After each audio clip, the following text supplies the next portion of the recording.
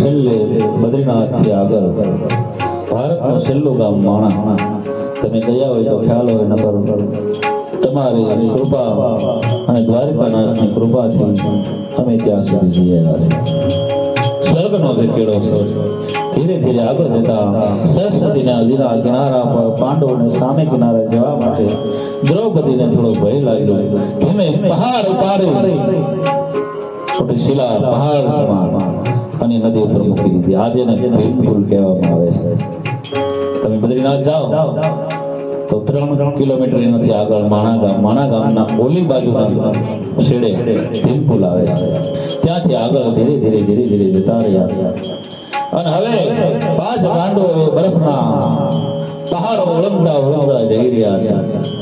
અને છેલ્લે ભગવાનને યાદ કરતા જઈ રહ્યા છે કે મહાદેવનું દર્શન થઈ જાય, મહાદેવનું દર્શન થઈ જાય. કારણ કે ભગવાન આગળ એવું વચન માંગેલું હતું પાંડવોએ કે જ્યારે અમારો અંત સમય હોય ત્યારે હે ભગવાન આપની સાથે તો અમે રહ્યા છીએ અનેક સમયથી, પણ અમે શિવના ઉપાસકો, કારણ કે ક્ષત્રિયો શિવના ઉપાસકો, એટલે અમને સમયે શિવના દર્શન થાય.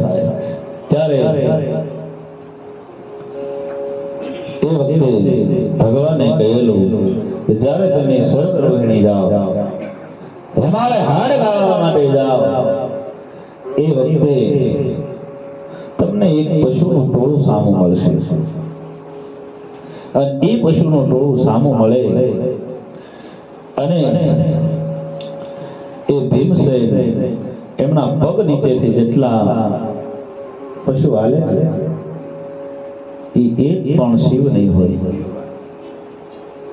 અને જે ભીમના પગ નીચે ના હાલે, બહાર હાલે, ભીમથી ઓળંગી તો સમજી જાજો કે મહાદેવ છે. આવું ભગવાને અગાઉ કહેલું હતું. એટલે આજ 5 ગાંડવ બરફની સ્લાવ પહાડો ઓળંગતા જાય છે. એમાં એને એમ થયું કે હવે ક્યારે ભગવાન શિવ મળશે. ભગવાનનું સ્મરણ કરતા ધીરે જઈ રહ્યા છે. એમાં એક જગ્યાએ વિશ્રામ માટે થોડી વાર ઉભા રહ્યા. ભીમસેન એક પથ્થર ઉપર આમ પગ રાખી ઉભા છે. સામેથી પશુનું ટોળું આવ્યું. બધા જ માલ આવી રહ્યા છે. અને ખ્યાલ આવ્યો ભગવાનની વાતનો, આમાં શિવ છે. અને ભીમસેનના પગ નીચેથી બધા જ માલ નીકળવા લાગ્યા. પણ એક જે હતું એ બહાર નીકળ્યું. ભીમસેનને ખ્યાલ આવ્યો આ કોઈ નહીં, આ મહાદેવ છે. ભીમસેને દોડી અને જોરથી આમ પૂતળું પકડ્યું, ક્યાં જાઓ છો મહાદેવને છોડી. અને ભગવાન શિવજી મહારાજે ભીમને મુકાવા માટે જોરથી આમ છલાંગ મારી. ત્યાં તો વચ્ચેથી 2 ભાગ થયા. અને મોઢું ઉડે અને અહીંયા બોલ્યું નેપાળમાં જેનું નામ બોલ્યું પશુપતિનાથ મહાદેવ. બોલે પશુપતિનાથ મહાદેવ, બોલે પશુપતિનાથ મહાદેવ. આ શિવનું મુખ છે. કેદારેશ્વર મહાદેવ કી, બોલે કેદારેશ્વર મહાદેવ. ધન્ય છે અમારે કુમારદાસ બાપુને અને જેને દર્શન કર્યા હોય એ બધાને. અને અમે તો દર્શન કરવા ન જઈ શકીએ, પણ આ ભાગવતની કૃપાથી 3 વાર કેદારનાથ અને 4 વાર પશુપતિનાથના દર્શન કર્યા છે. 4થી વખત એક જ્યોતિર્લિંગ પૂર્ણ થયું. આ 2 ના દર્શન કરો ને ત્યારે એક જ્યોતિર્લિંગ થાય. આ 2 ભાગ છે. અને જે કેદારનાથ જાય ત્યાં શિવને માખણ ચડે છે. માખણ આમ લપેટવામાં આવે, કારણ કે વચ્ચેથી 2 ભાગ થયા. ત્યારથી આપણે પંચામૃતની પૂજાઓ શરૂ થઈ. સ્નાનમ સમર્પયામિ, શક્રાસનમ સમર્પયામિ. બ્રાહ્મણો બોલાવે પંચામૃત સ્નાન ભગવાનને કરાવવામાં આવે. એમાં માખણથી લેપન થાય. તો પશુપતિનાથ મહાદેવ શિવ પુરાણમાં તો એમ કહે છે કે મારું આ જે મુખ છે પશુપતિનાથ મહાદેવ તરીકે જાઉં જાઉં છું નેપાળમાં, એ મુખના કોઈ દર્શન કરી અને ફરીવાર કોઈ પશુ જીવ ન જીવે તો એ ક્યારેય 84 લાખ યોનિમાં નહીં ભટકે અને સીધો વૈકુંઠ ભગવાનની ગતિ તરફ જશે અને પશુ યોનિમાં એનો ક્યારેય જન્મ નહીં થાય. પશુ જેવું જીવન અહીંથી ગયા પછી જીવવાનું નથી, અને ન જીવતા હોય ને એ જ અહીંયા આવ્યા હોય, બાકી આવી નહીં. પશુ તો કેમ આવે અહીંયા? આપણે ઘરે ભલે 1.5 લાખની ભેં બાંધી હોય પણ કોઈ અહીંયા લાવે યાત્રા કરવા? મનુષ્યને જ લાવે. મનુષ્યને ગતિ છે સારા નુકસાન. માનવ મહામાનવ અને માનવ છે એ દેવ બની જાય, પરમાત્મા સુધી માનવ પહોંચી જાય. કારણ કે મને તમને ગતિ આપી છે. આ વખતે પશુપતિનાથ મહાદેવનું અહીંયા સ્થાપન થયું, અને અત્યારે જે જૂનું બાંધણી મંદિર છે ને એ સમ્રાટ વિક્રમાદિત્ય થયા, આપણે વીર વિક્રમ કહીએ, એને આ મંદિરો બંધાવ્યા છે. તમે પાછળ જાઓ, લેખ વાંચો. વિક્રમાદિત્ય ત્યારે આ નેપાળ છે એ ભારતનો એક અંગ હતું. એ તો પછી જુદા પડ્યા. ખરેખર આ ભારતનું એક રાજ્ય છે, અને અહીંયા 80% હિન્દુ છે, હિન્દુ રાજ્ય છે.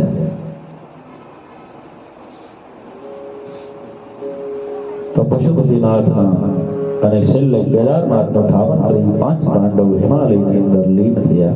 સૌ પ્રથમ દ્રૌપદી, સહદેવજી, ભીમ, અર્જુન બધા હિમાલયમાં લીન થયા. એકલા ધર્મરાજા હવે આગળ હાલ્યા જાય છે.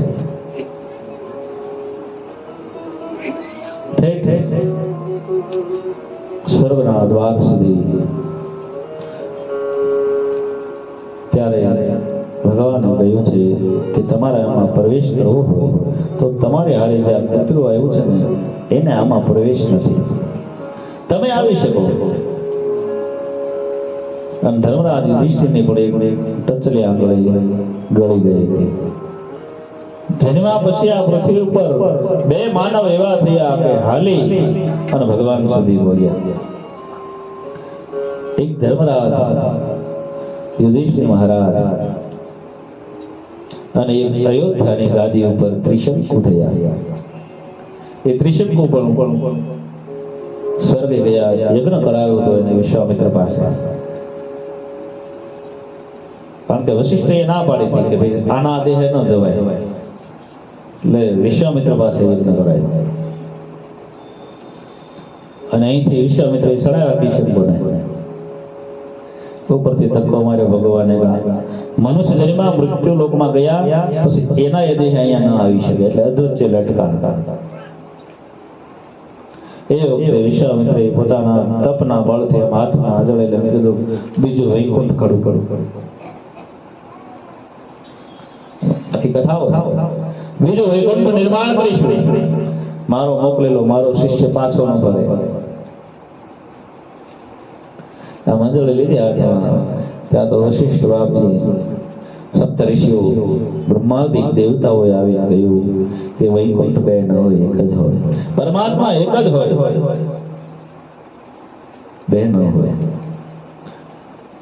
અને દેવતાઓના કહેવાથી અને વશિષ્ઠના કહેવાથી ત્રિશંકુને સ્વર્ગમાં વિશ્વામિત્રએ મોકલ્યા સદેવ. અને એક આંગળી ગળી ગઈ, કારણ કે એક વખત ખોટું બોલ્યા હતા ને આપણે કહીએ ને, બોલો જયારે અશ્વત્થામા મરાણો. કારણ કે ગુરુ દ્રોણ મરાય એમ નતા, એટલે ભગવાને યુક્તિ કરી કે ભીમસેન તો આ હાથીને મારી નાખે અશ્વત્થામાને, અને અવાજ માર કરવા યુદ્ધના મેદાનમાં. અને જો હથિયાર મૂકી દે દ્રોણ તો અર્જુન પાસે એનો વધ કરાવી આવ્યા. એટલે અશ્વત્થામા હાથી મારી ભીમસેને અવાજ કર્યો. જ્યારે દ્રોણને ખબર પડી કોઈએ કઈ સત્ય વાત ન કરે, એને એમ થયું ધર્મરાજા સિવાય કોઈ સત્ય નથી બોલતું. દુશ્મન હોય તો સાચી વાત કરવાની, એને ધર્મ કહેવાય. પૃથ્વીથી ધર્મરાજાનો રથ ફાળા કરી બધું ઊંચો હાલતો હતો. આટલા સતવાદી પુરુષ. અને ભગવાન પહેલા ભોગી ગયા ત્યાં, અને ધર્મરાજને વાત કરી કે આ ભીમસેને જે માર્યું ને એ હાથી છે, પણ તમે થોડું ખોટું બોલ્યું. કે ખોટું હું ન બોલું, હું ધર્મ છું, લોકો મને ધર્મ કહે છે, સત્ય હું બોલીશ. ત્યારે કહ્યું તો વિજય અશક્ય છે, અર્જુનનું મૃત્યુ થશે. તો પણ ના પાડી, ભલે ગમે તે થાય, ખોટું નહીં બોલું. પછી ભગવાને યુક્તિ કરી. આપણે કહીને માયાનું બંધન, ભગવાન હાસ્ય કરે તો પણ માયાનું બંધન આવી જાય. હાસ્ય કર્યું ભગવાને, મંદ મંદ હસ્યા. અને ભગવાનના આશ્રયથી, ભગવાનની પ્રેરણાથી મહારાજ યુધિષ્ઠિરની બુદ્ધિ ડોલી કે કૃષ્ણ તમે કહો એ કરવા હું તૈયાર છું. ત્યારે ભગવાને કીધું એક કામ કરો, તમને દ્રોણ પૂછે ત્યારે તમારે એટલું કહેવાનું, મને ખબર નથી નરો વા કુંજરવા. નર એટલે તમારો દીકરો, કુંજર એટલે હાથી. આ બે અશ્વત્થામા છે, મને ખબર નથી. આમ કઈ નીકળી ગયા. દ્રોણ આવી કીધું, હે ધર્મરાજ યુધિષ્ઠિર, મારો પુત્ર અશ્વત્થામા મરાણો. ત્યારે મને ખબર નથી નર કે કુંજરવા. આટલું ખોટું બોલાવતા હતો, રથ ધરતીને મળ્યો ટમેડો. વિચાર કરો, એક વખત ખોટું બોલે તો પૃથ્વીને રથ અડી જતો હોય, તો આપણે કેટલી વાર બોલીએ મારા તમારા હાથ માટે સમજી લેવાનું.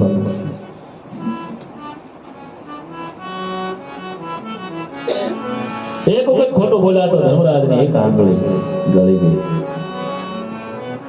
અને કહ્યું છે કે મારે સ્વર્ગમાં કાંઈ કામ નથી, જો આ કૂતરાને હારી લો તો જ હું આવીશ, નકર મારે આવવું નથી. ત્યારે ભગવાન ત્યાં પ્રગટ થયા, યમદેવ પ્રગટ થયા. બધા જ દેવતાઓ ધન્ય છે ધર્મરાજ યુધિષ્ઠિર. તમને લોકો ધર્મ કહે એ સત્ય છે કે બે ડગલા જે કૂતરો હારે આવ્યો હતો એનો સાથ ના છોડ્યો, કે આને મોક્ષ મળે તો જ મારે સ્વર્ગ જોઈએ. આપણા યાત્રિકોમાં પણ એવા માણસો છે, મેં જોયા છે. બે દીધા જોઉં છું, નાની બસ છે પણ તમે વડીલો છો, બેહી જાઓ. પોતાનું સુખ નહીં બીજાને આપી દે. પોતે તો બધા ભોગવી લે, પણ બીજાને આપે ને એને ધર્મ કહેવામાં આવે છે. એ આપણી સાચી યાત્રા કહેવાય છે. આપણે બીજાને જે આપીએ ને એ જ આપણે સાચી યાત્રા છે. મને ઘણા ટ્રેનમાં કીધું, બાપા 5 સીટ છે, બીજા શું કામ આપો, આપણે જવા દો. મેં કીધું ખાલી વહી આવે એ કરતા કોઈ બાળ બચ્ચા વાળા કોઈ વડીલ બહેનમાં મને તમને તકલીફ નથી. આપણે ક્યાં વેચાતી લીધી છે? એક દિવસ પૂરતું લીધું મારું, ટ્રેન તો ત્યાં જ ત્યાં રહેવા. એમ હું તમે બધું જ છોડીને જવાના છે, પણ બને એટલા કોઈને ઉપયોગી બની જાય. સુખદેવજી સુત પ્રાણી સનકાદિક ઋષિઓને સુંદર મજાની કથા કહે છે. ધર્મરાજ યુધિષ્ઠિર 5 પાંડવ હિમાલયની અંદર લીન થયા. રાજા પરીક્ષિત ગાદી આવ્યા, હાથમાં ધનુષ બાણ લઈ કલિયુગને શોધવા માટે દિગ્વિજય કર્યો પૃથ્વી ઉપર. દિગ્વિજય કરી એક જગ્યાએ જોયું તો બળદના 4 પગ હોય છે. આપણે એમાં 3 પગ કપાણેલા છે. એક પગે બળદ ઊભો છે, બાજુમાં ગાય રડે છે. કાળો પુરુષ લાકડી લઈને મારી રહ્યો છે. ત્યારે રાજાને ખ્યાલ આવ્યો, વાત કલિયુગ હોવો જોઈએ. તલવાર રૂગામી મારવા માટે દોડ્યા. ત્યારે કલિયુગ રાજાને શરણે આવ્યો કે બચાવો બચાવો, એ રાજા હું તમારી શરણે જ નહીં. દયા મહારાજ કે એ કલિયુગ મારું રાજ છોડી જતો રે. કહે આખી પૃથ્વીમાં તમારું રાજ હું કઈ જગ્યાએ જાઉં. બળદ છે ને એ ધર્મનું પ્રતીક છે. શિવ મંદિરમાં આપણે છે ને સમય આવે ત્યારે બાપુ કહે છે, પણ એક પગ જે બહાર છે ને એ ધર્મનો પગ છે. દાન આમ પગ છે ને, બાકી 3 પગ આજે કપાણેલા છે. આજે છે ને વાળેલા, અંદર ના ખરી ન બતાવે, એક પગ નહીં ખરી બતાવે. શિવ મંદિરમાં જાય એટલે પોઠિયાને પગે લાગી અડવાનું કારણ એ છે કે એ ધર્મ, હું ધર્મ પાળી શકું ને એવી મને બુદ્ધિ અને શક્તિ આપજો. હવે એ કથામાં નહીં જતા, ફરી વાર સમય ક્યારે મળશે તો પાસપાસથી લઈ દરેક કથાનો સમય આવશે ત્યારે. પણ રાજાને શરણે આવ્યો કલિયુગ. ત્યારે કહ્યું તું ગમે ત્યાં જતો રહે, કે મને કોઈ સ્થાન આપો. ત્યારે કહ્યું જા મદિરામાં તારો વાસ થાય, વ્યભિચારમાં તારો વાસ થાય, જુગારમાં તારો વાસ થાય, સ્ત્રી વ્યભિચાર થતો હોય ત્યાં તારો વાસ થાય.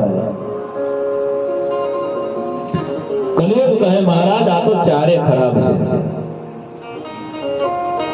કલિયુગને ખબર હતી શરાબ ના પીવાય, ન ખાવાનું ન ખવાય. કલિયુગે ના પાડી કે આ ચાર માંથી એક કે મારે કામનું નથી, કોઈ એવું સારું સ્થાન બતાવો. ત્યારે કહ્યું છે જા સોનામાં તારો વાસ. એટલે એકદમ કલિયુગ આનંદમાં આવી ગયો અને ઉઠી ત્યાંથી વિદાય થયો. આ રીતે મહારાજ પરીક્ષિતે ધર્મના 3 પગ હતા, કપાળેલા સાંધે હતા, 4 પગે ધર્મ ચાલવા લાગ્યો. સત્ય, તપ, દયા અને દાન, 4 પગે ધર્મ હાલે છે. કોઈ દુઃખી નથી, કોઈને પીડા નથી, કોઈ રોગી નથી. અને ઈરાવતી નામની કન્યા સાથે પરીક્ષિતના લગ્ન થયા. એમને જે આ પુત્રનો જન્મ થયો એમનું નામ છે જન્મેજય. અને હવે ઘરે આવીને વિચાર કરે છે દિગ્વિજય કર્યા પછી કે મારા બાપ દાદાએ પેટીમાં હું રાખ્યું, અંદર જોયું સોનાનો મુગટ નીકળ્યો, મસ્તક ઉપર ધારણ કર્યો અને કલિયુગ એમાં સડી બેઠો. કારણ કે આ મુગટ જરાસંઘનો હતો. ભગવાને ના પાડી હતી ભીમસેનને આ ન લઈ જાય. આ ધન અનેતીનું છે, પણ ભીમ ન માને. અનેતીનું ધન હતું, કલિયુગ સડી બેઠો. સુવર્ણમાં વાસ પણ કયું જે અનેતીથી તમે મેળવો ને એ હોનામાં કળિયુગનો વાસ છે. આપણે નીતિથી મેળવ્યું હોય એ ધનમાં તકલીફ નથી, પણ અનીતિથી કમાય અને તમે સુવર્ણ અનીતિનું લેવો એમાં કલિયુગ છે. રાજાની બુદ્ધિ ડોલી, કારણ કે મુગટમાં બેઠો કલિયુગ. રાજા શિકાર કરવા માટે નીકળ્યો, દૂર દૂર સુધી જતા રહ્યા. પાણી તરસ લાગી, આશ્રમ જોયું, નદીના કિનારા ઉપર આવી. આશ્રમમાં જે આવે શમિક ઋષિ ત્યાં તપ કરી રહ્યા છે. એ વખતે રાજાને એમ થયું હું આ પૃથ્વીનો રાજા, મારું સન્માન નહીં, આ ઋષિ ભાગી છે. મને જોઈને આંખો બંધ કરી ગયા, પછી આવા નથી સમાજમાં.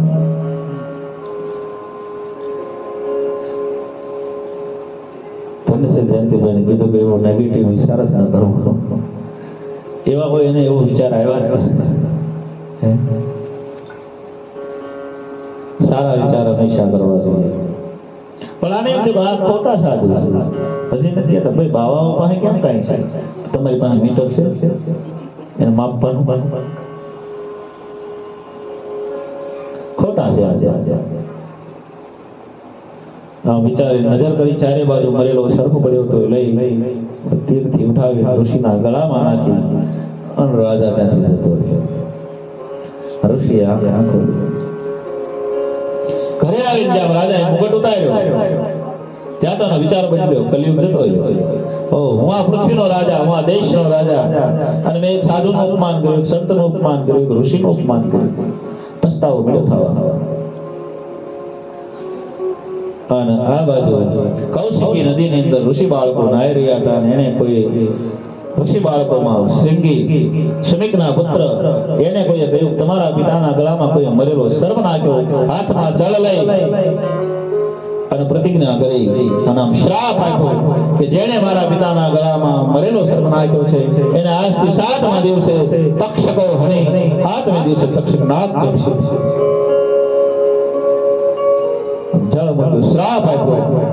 બાળકો રડવા લાગ્યા. રડતા રડતા શમિક ઋષિ પાસે આવ્યા. શમિક ઋષિ મરેલો સર્પ જેમ ફૂલ ઉતારે હાર, ગળામાંથી આપણે હાર કાઢીએ એક બાજુ મૂક્યો. અને તપના બળથી એને ખ્યાલ આવ્યો. ઋષિ બાળકોએ વાત કરી કે તમારા પુત્રે તમારા ગળામાં જેને સર્પ નાખ્યો એને શ્રાપ આપી દીધો. ત્યારે ધન્ય છે ઋષિ મુનિઓને, ભલે એને માથે ગમે આવે ઉપરથી, પણ કોઈ શ્રાપ ન આપે. કીધું ભાઈ બાળક, રાજાનો અપરાધ નાનો છે, તારે અવળો શ્રાપ ન થાય. રાજાને ખબર નહીં હોય ધન સંતોની ધારણા બંધ નથી ન બારના, ધન સાધુની ધારણા.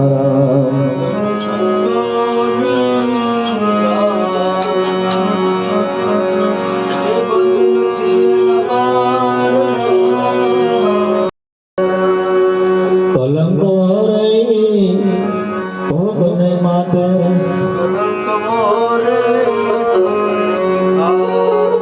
સાબિત એના સુધારણા ધન સંતોની ધારણા સારા નરસા સૌને સધરે ભજનથી એના બારણા ધન સાધુની ધારણા હુંડા ઉપર કરે ભલાયો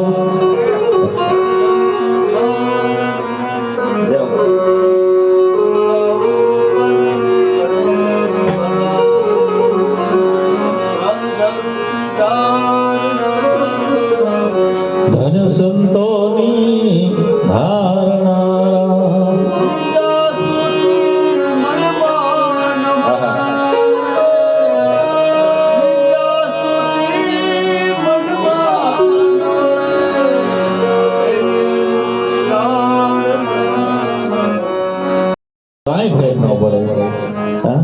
દુનિયાની મૂળદાસને પગે લાગ્યા, કથાઓ સાંભળે હજારો માણસો બેઠા, તોય એને કઈ લેવા દેવા નહીં, અને ગધેડા પર બેસાડ્યા તોય સમાજ આરે કઈ લેવા દેવા નહીં.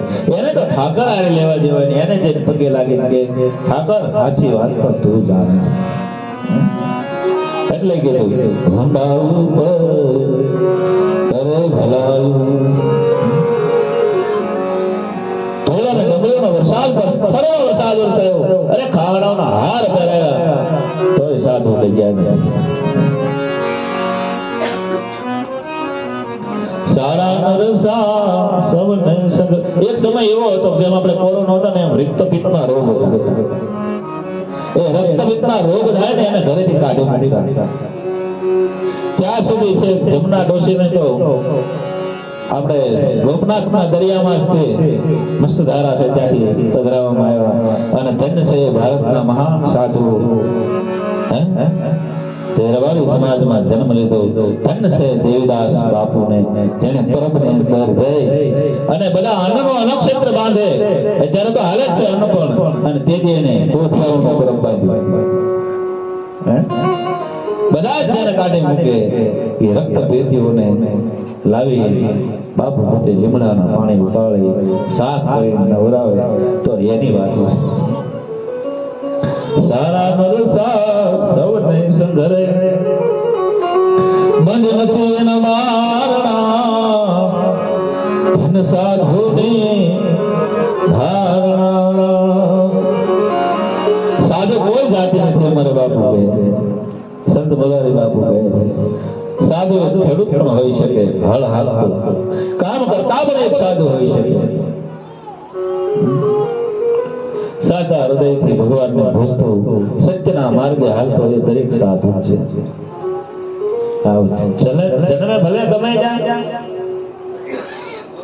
આપણે ગાય ભક્ત બીજ પલટે નહીં અન દુર્ધાય અનંત, પહોંચની જ ઘરે કરે આખર સંત ના સંત.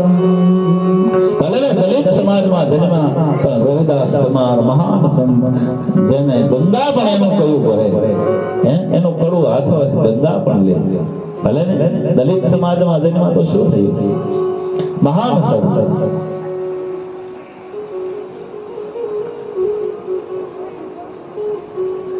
ક્ષત્રિયોમાં પણ મહાન સંત આપે, આપણા દાદરા વિહામણ પીર.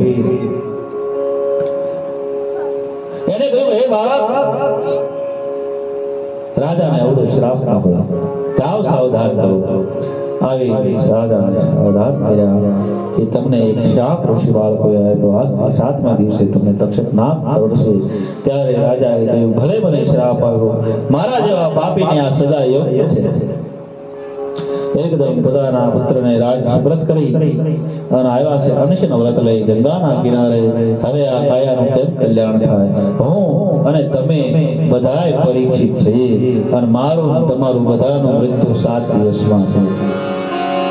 7 દિવસ આપણે કહીએ 8, પણ દિવસ 8 નથી, દિવસ 7 છે.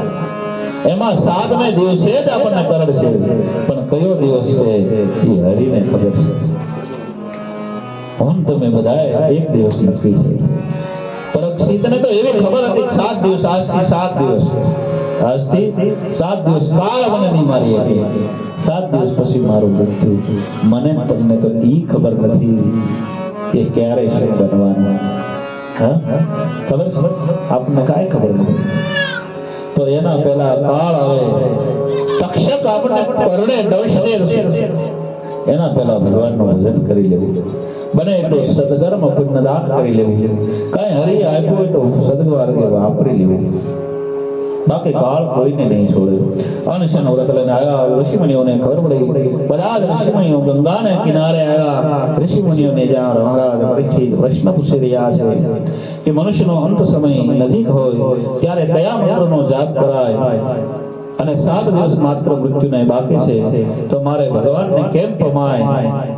એક એક પ્રશ્ન કરે છે. કોઈ ઋષિમુનિઓ બોલતા નથી, કારણ કે નારદે બધાને કહ્યું હતું, અગાઉ ખબર પડી ગઈ હતી. ત્રિકાળદર્શી ઋષિઓ હતા કે રાજાને શ્રાપ થવાનો છે અને આ રીતે રાજન આવશે અને ત્યાં સુખદેવજી પધારવાના, બધાને ખબર હતી. ત્રિકાળદર્શી ઋષિઓ હતા. આમ પ્રશ્ન પૂછે ત્યાં તો 16 વર્ષની ઉંમર, વાંકડિયા વાળ, દિગંબર અવસ્થામાં શ્રી સમાન જેનો તેજ, બધાની વચ્ચે પધાર્યા. બધા ઋષિઓને ઉભા થઈ અને સ્વાગત કર્યું. બોલે સુખદેવજી મહારાજ કી, બોલે સુખદેવજી મહારાજ કી.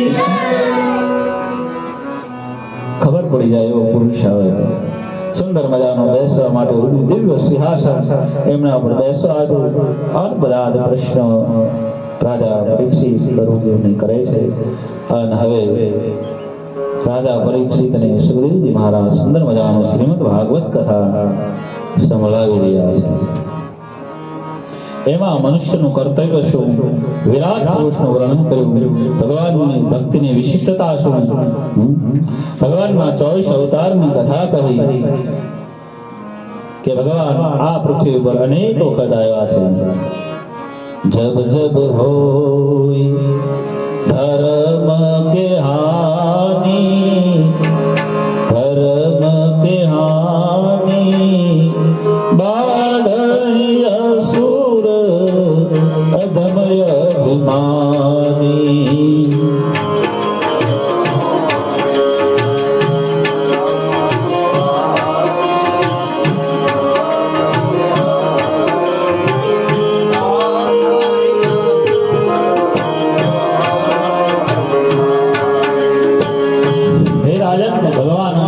પૃથ્વી પર આવ્યા છે, 24 વખત આવ્યા છે પૃથ્વી પર.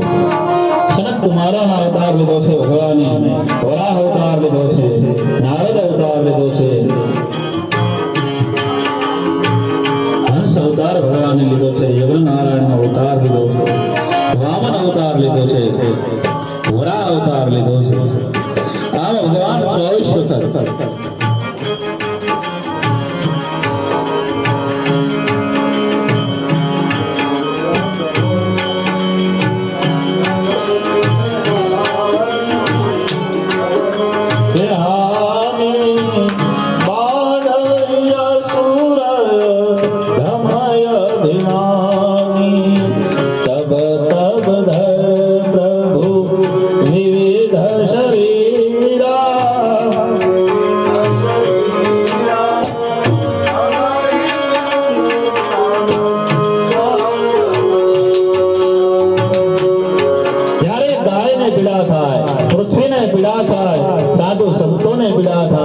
બ્રાહ્મણોને પીડા થાય ત્યારે ભગવાન અવતાર લે છે.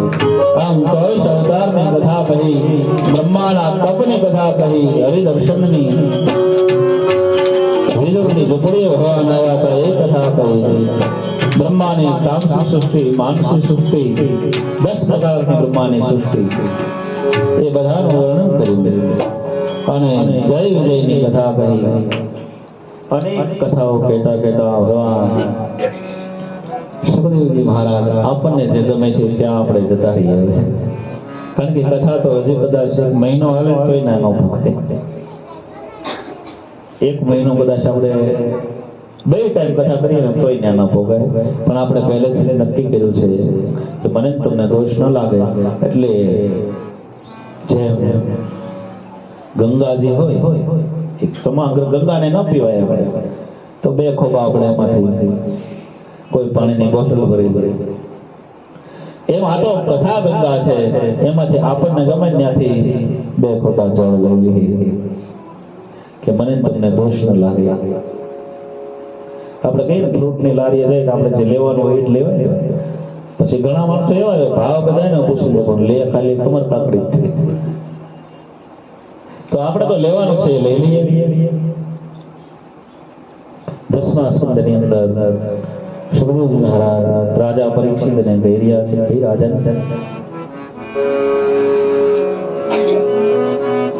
તમારા વડવાઓની સાથે ભગવાન રહ્યા હતા એ કથા હું કહેવા જઈ રહ્યો છું.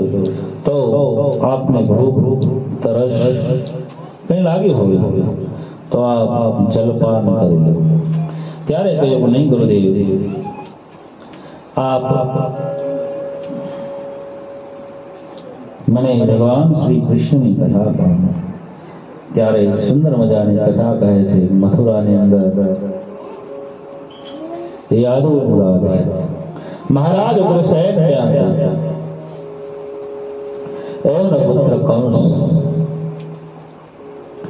એમના ભાઈ ભૈરવ, એમની પુત્રી દેવકી. સૂર્યવંશ અને ચંદ્રવંશની કથા બહુ વિસ્તારથી છે. સૂર્યવંશમાંથી ચંદ્રવંશ, ચંદ્રથી બુધ થયા, એ આખી કથા. પણ ક્યારે એવો સમય આવશે ત્યારે ચંદ્રવંશની અંદર હોય ભગવાન પ્રગટ થવાના. ત્યારે એમના ભાઈ દેવકીની પુત્રી દેવકીના લગ્ન વસુદેવ સાથે કંસ ત્યારે કરી રહ્યો છે. સુંદર મજાના લગ્ન ગીતો ગવાય છે, મંગળિયાઓ વર્તાય છે. બધા જ યાદવો ત્યાં વસુદેવના લગ્નની અંદર બધા વધાર્યા છે. ચાર મંગલ વર્તી કાનને જમાડવું, મહેમાનોને ઉતારાવું, અનેક રીતે કંસે આપતા સ્વાગતા કરી છે. અને હવે કન્યા વિદાયનો પ્રસંગ એટલે કંસ પોતાની બહેનને સારું લગાડવા માટે રથ ઉપર પોતે આરૂઢ થયો. વસુદેવ દેવકીને રથમાં બેસાડી વળાવવા માટે ભાગોળ સુધી આવે, પાદર સુધી. ત્યાં તો આકાશવાણી થઈ કે હે કંસ,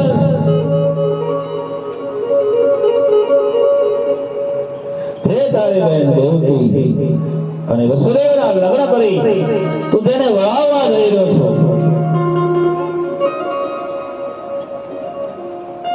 હે કંસ,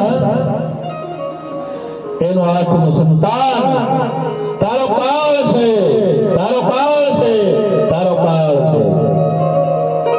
આકાશવાણી. અને હવે જે કંસ હમણાં સાફો બાંધી વળાવવા માટે જઈ રહ્યો તો એ તરત દેવકીનો ચોટલો પકડ્યો. ચોટલો પકડીને રથ નીચે બેસાડ્યા અને જ્યાં મારવા લાગ્યા ઢસડા અને બાજુ પલટાણી. બીજા જે યાદવો હતા એ રથો લઈ ત્યાંથી નીકળી ગયા. વસુદેવના બીજા પત્ની રોહિણી જે હારે હતા એમને લઈ અને નીકળી ગયા. અને કંસનો મરુડ બદલાનો અને જ્યાં દેવકીને મારે સરખો પકડી ઢસડે એ વખતે બીજા પુરુષોને વિરોધ કર્યો, હે કંસ, તારી બેન. કંસે કીધું, પિતાજી તમને ખબર ન પડે, હટી જાઓ, સૈનિકોને કીધું પકડી જવાને અને જેલમાં નાખી દો. પોતાના પિતાને જેલમાં કંસે નાખ્યા. અને હવે મારવા માટે આ તલવાર ઉગામે. એ વખતે વસુદેવજી કંસનો હાથ પકડ્યો કે હે કંસ, તારે ભય તો આના આઠમા સંતાન થશે ને? એ કે હા.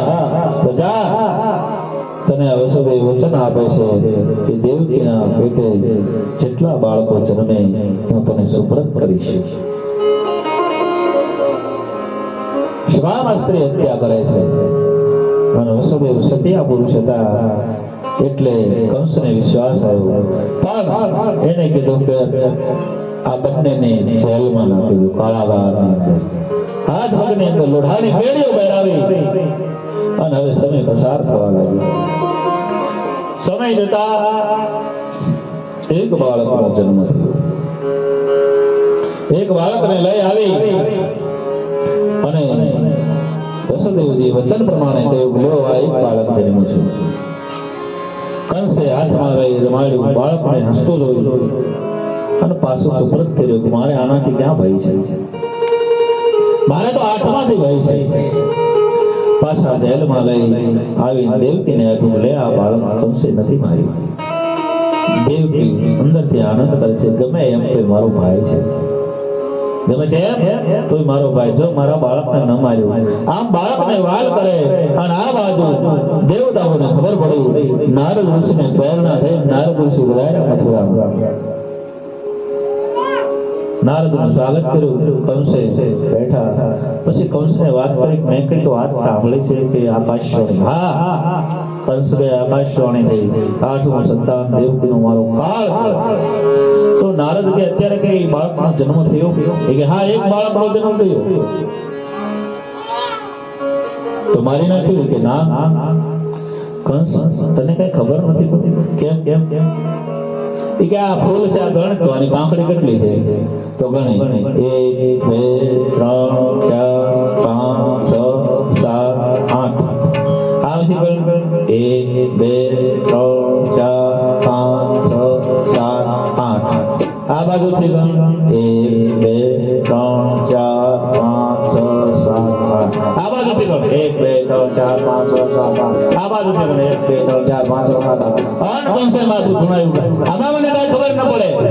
તને કઈ ખબર ન પડે પણ ગાડા, તને કઈ ખબર પડે છે? કંસ 8મું ગમે થાય તો દેવોની રમત છે. કંસે કીધું, હે નારદજી, બાળક તમારા દેશ ગામે બાળકને મારી નાખો.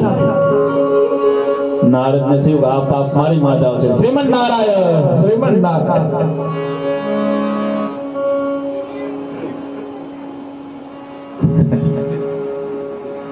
નીકળી ગયા પાપ બાળક કોણ માથે? અને કંસ સુધે તો ભગવાન આવે નહીં ને, એટલે નારદ આવ્યા. અને હવે આવ્યો છે પોતે જેલમાં. મહારાજ કંસનો જય થાઓ, મહારાજ કંસનો જય થાઓ. આમ દરવાજા મળ્યા ખોલવા, એક પછી એક દ્વારપાલો જય જયકાર કરે. છેલ્લો દ્વાર જ્યાં કારાગારની અંદર વસુદેવ ને દેવકી છે, ત્યાં આવીને કંસે કીધું, હે દેવકી, આપી દે આ બાળકને. કે ભાઈ, તારે આનાથી ક્યાં ભાઈ છે? 8મું બાપની ભાઈ છે ને. કે નહીં, દેવોની રમત છે. લાવ, ના પાડી લાવવા દે ભાઈ, પણ ત્યાં તો હાથમાંથી લઈ દંડ મારી જોરથી દીવાલ ઉપર.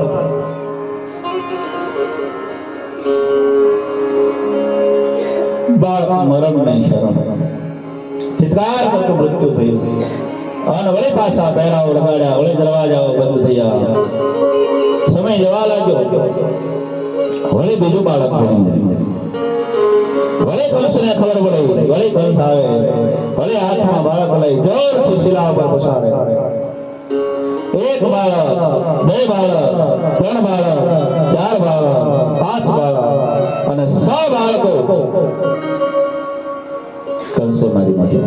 અને આકાશમાં દેવતાઓ ધૂળવા લાગ્યા, પૃથ્વી ધૂળવા લાગી, સમુદ્ર ખોલવા લાગ્યા. કંસ એટલો બધો ત્રાસ લીધો. અને પૃથ્વીને પીડા થાય, ધર્મને પીડા થાય, ત્યારે ભગવાનને અવતાર લેવા માટે બીજું ભરણ પાડવું પડે છે. એ કુંડીરે ખમે માતા જો ન પૃથ્વી, અનવાધી રે ખમે એ વનરાય. એ ગુરુજી મળે તો ધળ જો ન ઉઘડે, ખુશી મારે ગુરુજીને હાથ. એવા ગુરુજી એ મળે તો ધળ જો ન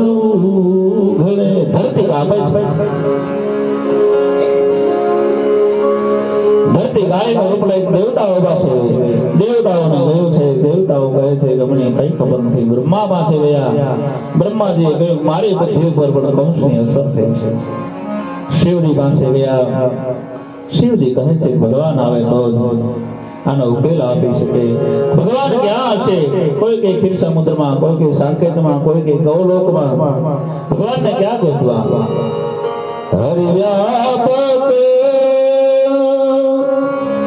સર્વ રસમાના હરિ વ્યાપક સર્વ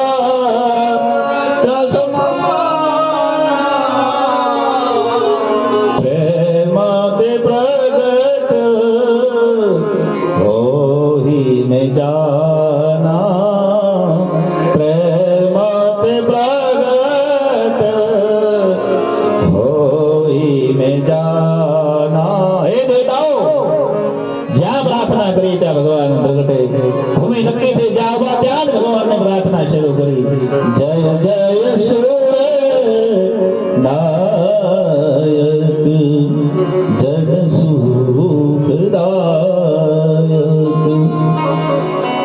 જય સૂર્યનાયક જન સુખદાયક પ્रणतव पाल भगवंता बहुविधकारी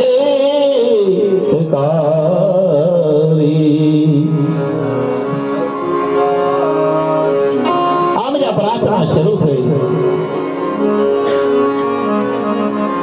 આકાશવાણી હે દેવતાઓ હે સિદ્ધો હું થોડા જ સમયની અંદર પૃથ્વી અવતાર લઈશ મારા અંશો સાથે વધારીશ બધા પોતપોતાના લોકની અંદર ગયા છે અને જે હાલવો એ બધા જ ભગવાનના દેવતાઓના અંશો હતા ગોકુળમાં જે હતા ને એ ભગવાનનો પોતે વૈકુંઠ વધારેલો હતો અને હવે ભગવાને શેષ નારાયણને કહ્યું છે તમે ક્યાં અવતાર લો અને શેષ નારાયણ પોતે હવે મા દેવકીના ગર્ભની અંદર વધાર્યો સાતમું બાળક દેવકીનું ધીરે ધીરે ધીરે ધીરે તેજ વધવા લાગ્યું કંસને ખબર પડી કે સાતમું બાળક છે સમય પસાર થવા લાગ્યો 1 માસ પૂર્ણ થયા 2 માસ પૂર્ણ થયા અને હવે માં દેવકી રડે છે સધાર આંસુએ મારા સહ બાળકોને કંસે મારી નાખ્યા હે વસુદેવ આ સાતમું બાળક જન્મશે એને પણ કંસ મારી નાખશે આમ સધાર આંસુએ રડે એને રડવાનો અવાજ ભગવાન સુધી આવ્યો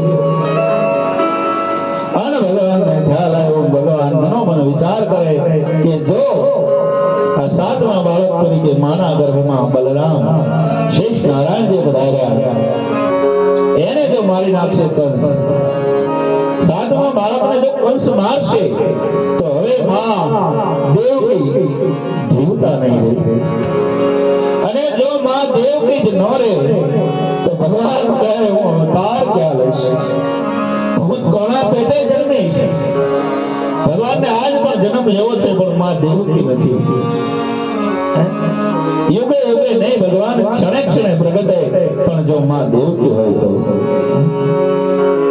એટલે ભગવાને માયાને યાદ કરી માયાને કીધું હે માયા સાતમો ગર્ભ જે છે માના ગર્ભની અંદર શેષ નારાયણ એને તો શંકર્ષણ નામની વિદ્યાલય અને વસુદેવના બીજા પત્ની ગોકુળમાં રોહિણી એના ગર્ભમાં સ્થાપન કરી દે અને હું તને વચન આપું છું હે માયા કલિયુગમાં તારો પ્રભાવ થશે તારો વિસ્તાર થશે આજ કલિયુગમાં માયાનો પ્રભાવ છે માયા રાત્રિના સમયે અને કહ્યું છે કે તું પણ નંદ બાબાને ત્યાં અવતાર લે અને વસુદેવજી મને ટોપલામાં લઈ ત્યાં મૂકવા આવે તને લઈને પાછા જેલમાં આવે અને તને મારવા માટે કંસ હાથ ઉગામે ત્યારે તું એના હાથમાંથી ચટકી શેઠવીને જતી રહેજે આટલું જ તારું કામ છે અને હવે માયા રાત્રિના સમય આવ્યા અને દેવકીના સાતમા ગર્ભને સંકર્ષણ વિદ્યા દ્વારા લઈ અને એ ગર્ભનું થાપન ગોકુળમાં રોહિણીના પેટે. સમય જતા ત્યાં એક બાળકનો જન્મ થયો, જેનું નામ છે બલરામ. બોલો રામજી મહારાજ કી. ભાદરવા સુદ 12ના દિવસે બલરામનો જન્મ છે. 1 વર્ષ ભગવાન કરતા મોટા છે. અને હવે સમય પસાર થવા લાગ્યા. ધીરે ધીરે ધીરે ભગવાનના અવતાર લેવા માટે ચોથું ચરણ જ ઉપાડ્યું. અને હવે ધીરે ધીરે ભગવાન માના ગર્ભમાં પધાર્યા. અને કંસને ખબર પડી કે 7મું બાળક જે ગર્ભ હતો એ મારા ભયથી ડરી ગયો છે. હવે જે બાળક આવે તે 7 ખરા પહેરા લગાડ્યા, ચકલો ન ભરમી શકે. સમય પસાર થવા લાગ્યો. 1 માસ, 2 માસ, 3 માસ, 4 માસ, 5, 6, 7, 8. સમય પસાર. દેવનું તેજ વધ્યું, પ્રકાશ થવા લાગ્યો.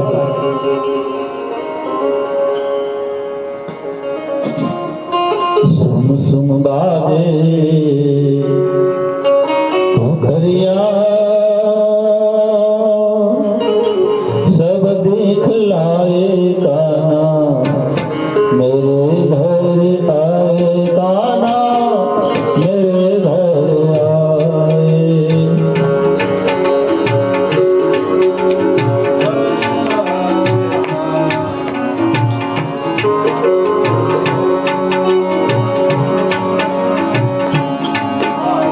तू घर